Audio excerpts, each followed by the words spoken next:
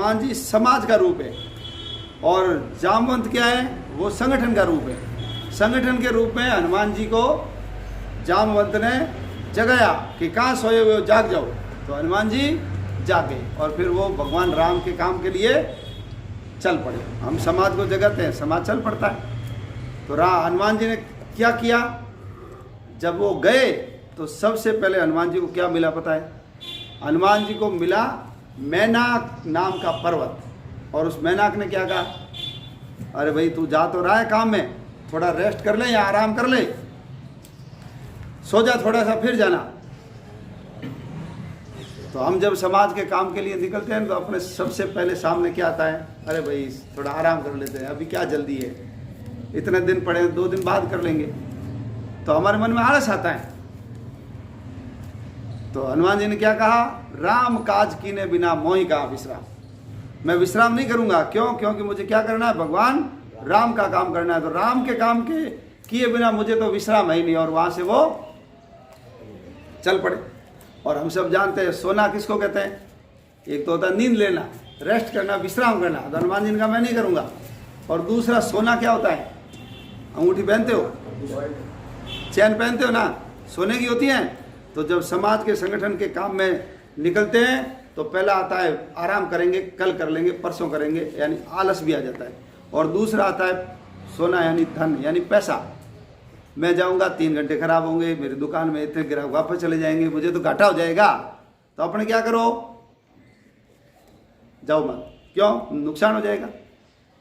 तो ये धन भी अपने काम में रोड़े बनता है। तो हनुमान जी ने ना तो विश्राम किया, ना उस धन से प्रभावित हुआ। भगवान राम का काम करना, नुकसान तो झेलना ही पड़ेगा ना।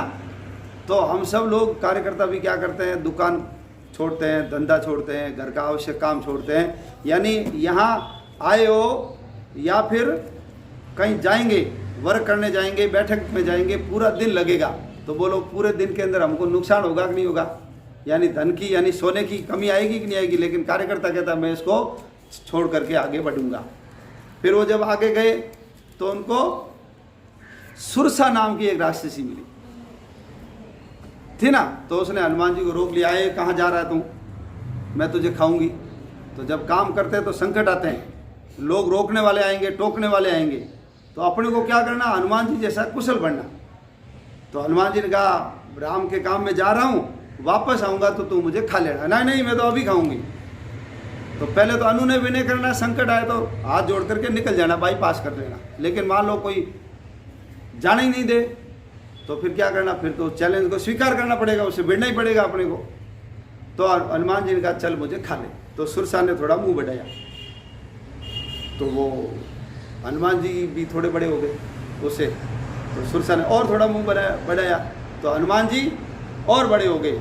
और सुरसा ने और मुंह बढ़ाया तो हनुमान जी और बड़े हो गए। और जब अपने को लगता है ना कि मामला ज़्यादा खराब हो रहा है, मैं जीतूंगा तो इसका अपमान हो जाएगा और ये जीत जाएगा तो मेरा थोड़ा नीचा लगेगा। तो ऐसे स्थिति में अपने को क्या करना चाहिए, बाईपास करना चाहिए। नहीं तो हमारा मन दुखी होगा, उसका मन दुखी होगा। हमारा दुखी होगा तो हम उससे दूर हो जाएंगे, और वो हमसे पराजित हो गया तो वो हमसे दूर हो जाएगा। तो तर्क वितर्क नहीं करना, उसे ज़्यादा नहीं करना, थोड़ा बहुत बनना बताना। लगता है कि बात नहीं बन रही है तो हनुमान जी फट से छोटे हो गए। और छोटे होकर के मुंह से निकल करके कि मैं तो मुंह में जाकर आ गया, आपने तो खाया नहीं, आपने तो वचन भंग कर दिया। हनुमान जी निकल गए। तो अपने को भी देखो समस्या आती है तो उसमें उलझ नहीं जाना। वो एक जने को कहा रक्त दान करके आना, वो आए नहीं, क्या हुआ, अरे भाई साहब मेरे को एक जना मिल गया था, उसने संगठन के लिए ऐसा कहा, मैंने तो उसके लिए इतनी तर्क और किया, मेरा तो 1.5 घंटा उससे माथा पच्ची में लग गया। अरे तू जा रहा था खून देने, वो मरीज तेरा इंतजार कर रहा है और तू लग गया। तो उसमें उसको क्या करना चाहिए, उसको बाईपास करना चाहिए था।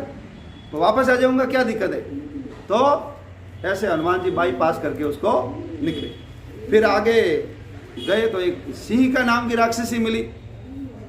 उसकी क्या विशेषता थी, कोई उसके ऊपर से जाएगा तो उसकी परछाई पकड़ करके नीचे गिराती थी। तो अपने भी क्या होता है, जब कोई व्यक्ति आगे बढ़ता है ना तो जो काम नहीं करने वाला ना वो भी क्या करता है, उसकी टांग खींच करके नीचे गिराते। तो सुरसा क्या थी, वो आलसी पड़ी रहती, कोई काम नहीं करती थी। लेकिन उसको लगा कि अरे मेरे से ही आगे निकल रहा है, मेरे से ज़्यादा काम कर रहा है, तो ऐसा नहीं मैं ज़्यादा काम करके इसे आगे निकलूं। हम क्या करते हैं, जो आगे बढ़ता है उसकी टांग पकड़ करके नीचे गिराते हैं। तो ये किसी की टांग पकड़ करके नीचे गिराने की जो वृत्ति होती है ना, उसको बोलते हैं केकड़ा वृत्ति।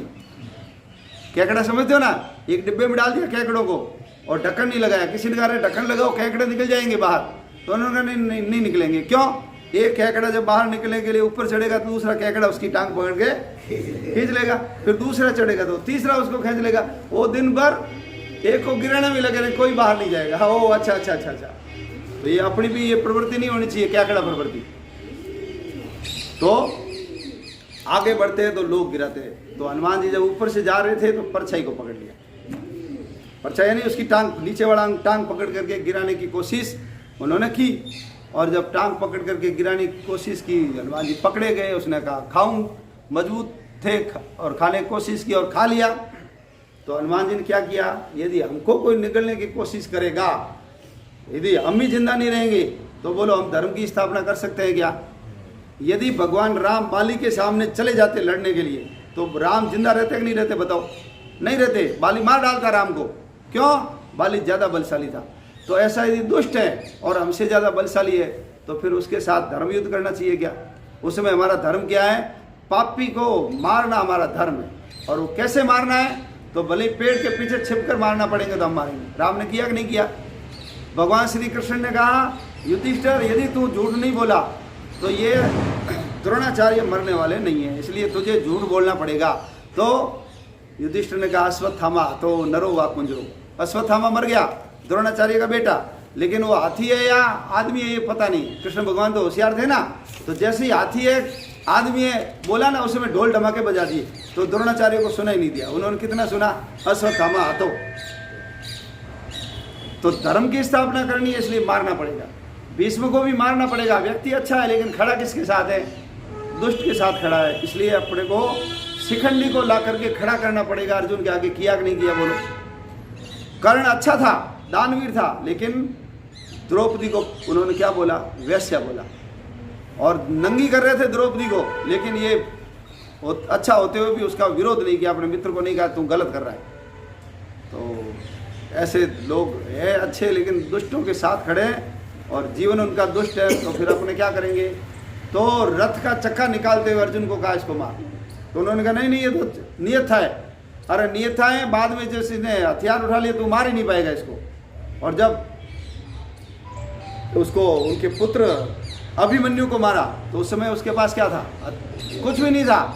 और साथ साथ महारथियों ने मिलकर के मारा, इसलिए मार। तो धर्म की स्थापना के लिए भगवान ने ऐसे सभी दुष्टों को क्या किया? मरवाने का काम किया। तो हनुमान जी को जब खा लिया सिंह ने, तो फिर अंदर जाकर के उसका पेट फाड़ करके हनुमान जी कहाँ निकल गए? बाहर निकल गए। और जब अपने आलोचना करने वालों की, निंदा करने वालों की परवाह नहीं करते, खींचने दो टांग, कोई फर्क नहीं, मैं मेरे लक्ष्य की ओर बढ़ूंगा, देश समाज धर्म का काम कर रहा हूँ, मेरा मन सही है, मैं किसी गलत रास्ते पर नहीं हूँ। हाथी होता ना, हाथी कितने कुत्ते भौंकते हैं, हाथी परवाह करता है? कभी नहीं करता कभी। और हाथी देखो कुत्ते भौंकते हैं उसकी तरफ देखता ही नहीं है। और कुत्ते क्यों भौंकते हैं? तो कुत्ते बोलते नहीं ना, कुत्ते से पूछते हैं ना कुत्ता क्या कहता, मैं हाथी को नहीं भौंक रहा हूँ, ये जो हाथी के आगे हाथ जोड़े लोग खड़े हैं ना, ये मेरे से बर्दाश्त नहीं होते।